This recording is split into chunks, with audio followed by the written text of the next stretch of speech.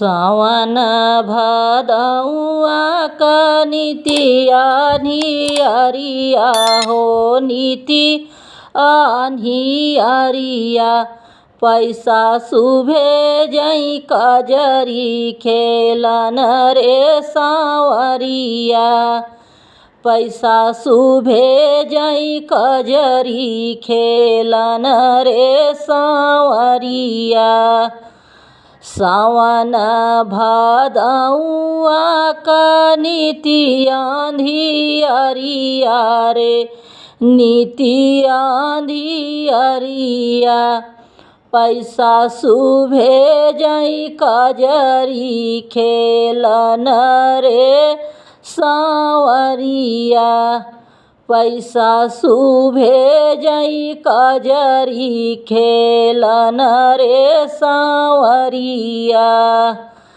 कजरी मई खेली कूदी घर के लवटले हो घर के लवटले। कजरी मई खेली कूदी घर के लवटले हो घर के लवटले।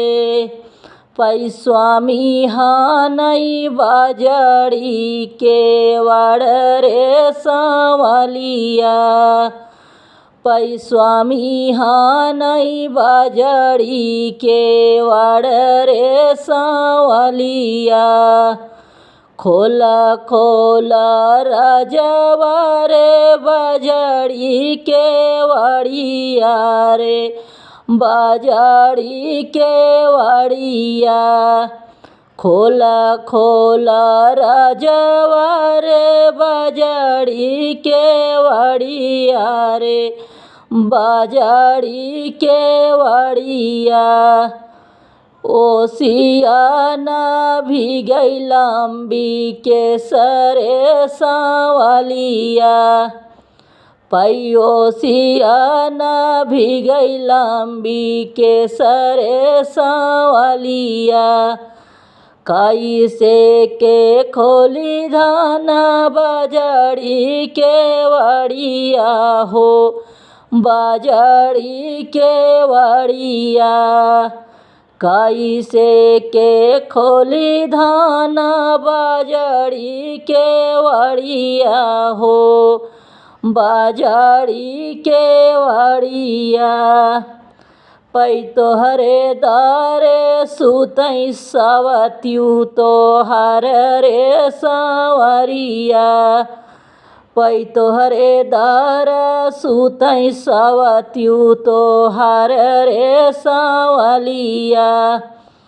दाहिने हाथे धरबै राजा तोहरी जुलुफिया हो तोहरी जुलुफिया। दाहिने हाथे धरबै राजा तोहरी जुलुफिया हो तोहरी जुलुफिया। पै बाएं हाथे सवत्यू का झोटा रे सांवलिया। पै बाएं हाथे सवती का झोटा रे सांवलिया। तोहा कात भेजबि राजा आजमगढ़ थानावा हो आजमगढ़ थानावा। पैसावत्यू के भेजब काले पानी रे सांवलिया। पैसावत्यू के भेजब काले पानी रे सांवलिया। सावन भदौआ क नीति आन्हियरिया हो नीति आन्हियरिया। पैसा सुभे जई कजरी खेलन रे सांवरिया। पैसा सुभे जई कजरी खेलन रे सांवलिया।